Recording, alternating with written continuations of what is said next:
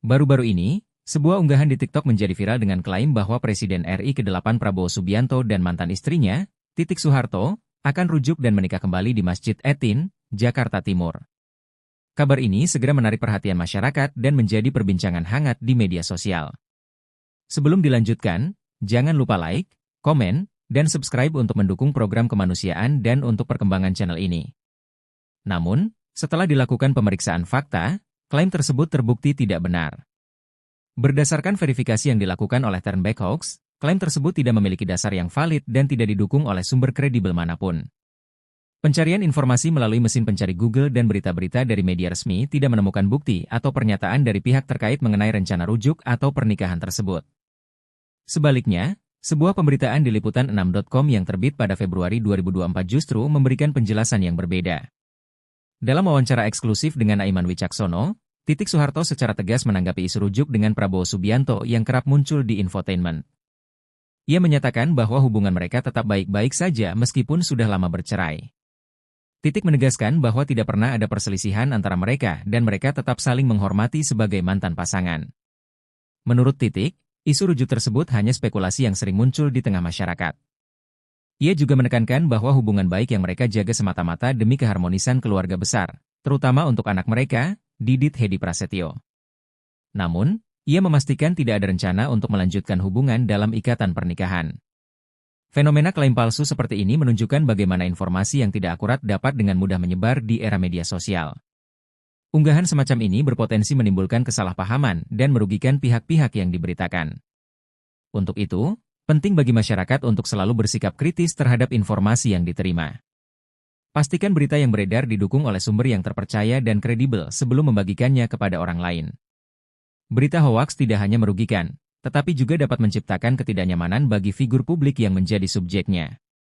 Kesimpulannya, klaim bahwa Prabowo Subianto dan Titik Soeharto akan rujuk dan menikah di Masjid Etin adalah hoaks. Hubungan keduanya tetap baik sebagai mantan pasangan tanpa adanya rencana untuk menikah kembali.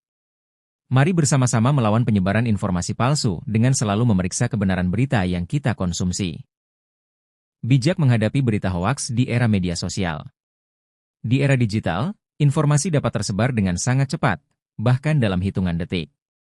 Media sosial telah menjadi salah satu platform utama untuk berbagi berita, opini, dan cerita dari berbagai sumber. Namun, kemudahan ini juga membawa dampak negatif, salah satunya adalah penyebaran berita hoaks atau informasi palsu. Berita hoaks tidak hanya menyesatkan, tetapi juga dapat memicu keresahan, konflik, dan perpecahan di masyarakat.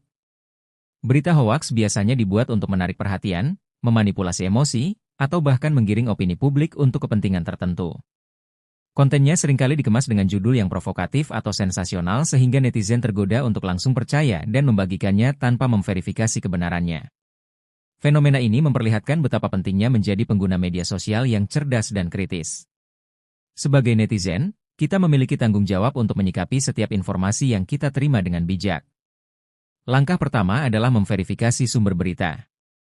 Pastikan informasi berasal dari sumber yang kredibel dan terpercaya.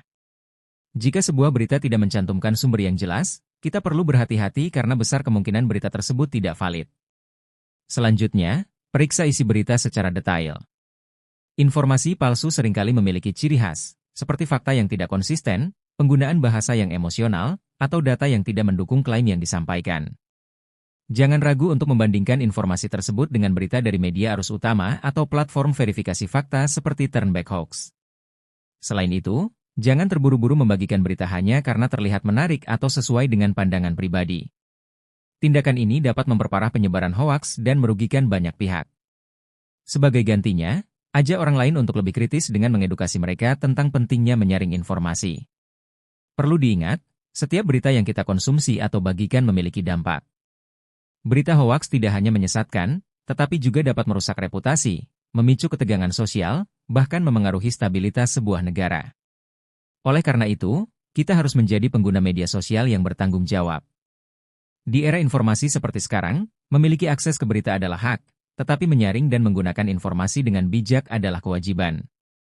Mari bersama-sama melawan penyebaran berita hoaks dengan menjadi netizen yang cerdas, kritis, dan bertanggung jawab. Karena hanya dengan demikian, kita dapat menciptakan lingkungan digital yang sehat dan harmonis.